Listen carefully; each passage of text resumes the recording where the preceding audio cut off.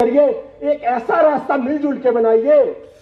नमस्कार, live time से देख रहे सभी दर्शकों का ऑपरेशन की बात करता हूँ। मौजूद हैं कुम्हार हाउस में। पिछली साल सर्विस कमेटी ने 1030 पद इलेक्ट्रिसिटी की टीमेट और हेल्पर के घोषित किए थे। आज यहाँ पर इकट्ठा हुआ लेकिन आप देखेंगे कि आज भी वो पद फाइलों में घूम रहे हैं। यहाँ पर जो उनकी डिमांड से पहले भी जो है कर्मचारी साथियों, हमें पता लगा है कि उन पदों को तो ये बिजली बोर्ड का प्रबंधक वर्ग आउटसोर्स पर भरने जा रहा है। आज जो यहाँ पर कई समय से जो भर्तियां यहाँ पर नहीं है, ड्राइवर की भर्तियां यहाँ पर नहीं है, उनको 81 जो ड्राइवर को बाहर किया जाता है, इंजीनियर जो है 50 इंजीनियर को जो बाहर किया गया है, तो तमाम सारी जो मांग को लेकर जो है तक के पिछले वर्ष का जो इतिहास है, 15 जो केस है आउटसोर्स के कर्मचारी वो बेड पे पड़े हैं और 7 लोग उनमें से शहादत दी है उन्होंने। और शहादत देने वालों को बोर्ड की तरफ से मात्र 2 लाख रुपए दिया गया। क्या आप चाहते हैं कि हिमाचल प्रदेश के बेरोजगारों के साथ ये धंधा आगे भी चलता रहे? कर्मचारी साथियों, आपको बताना पड़ेगा सरकार को। जो हमसे टकराएगा चूर चूर हो जाएगा, जो हमसे टकराएगा चूर चूर हो जाएगा।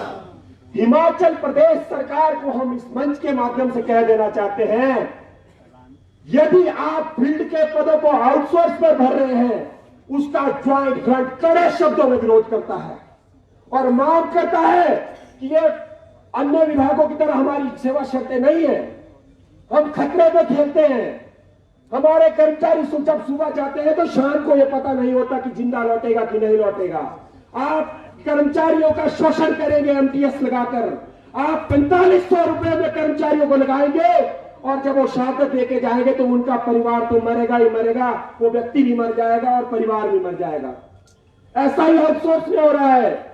सरकारें एक पीढ़ी का शोषण तो कर ही रही है, लेकिन जो आउटसोर्स कर्मचारियों के बच्चे हैं उनका भी सरकार शोषण कर रही है।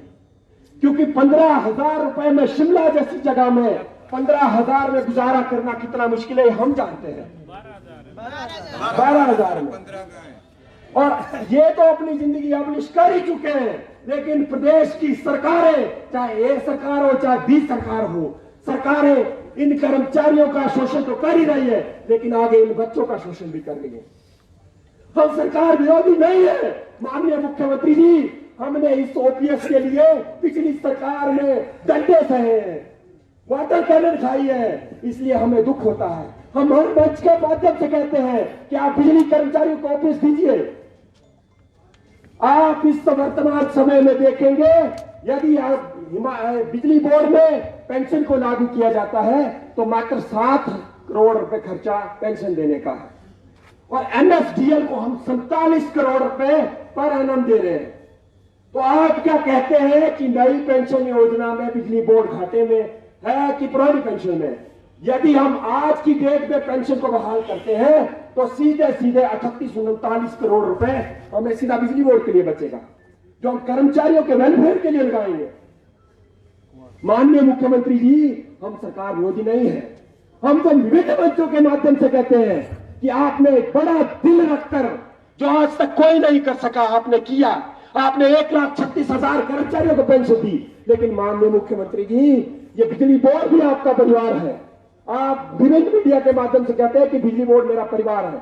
हम भी आपको अपने परिवार का सदस्य मानते हैं। माननीय महोदय, आप बिजली बोर्ड के साथ भेदभाव न करिए और आप निसंकोच बिजली बोर्ड के 6100 कर्मचारियों को पेंशन बहाल करें।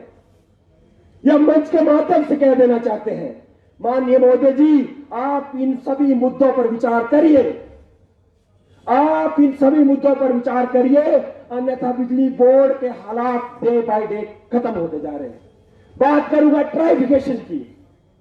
बिजली बोर्ड में ट्राइफिकेशन का एजेंडा चला है, जिसके तहत ट्रांसमिशन, ऑपरेशन और जनरेशन को अलग अलग किया जा रहा है।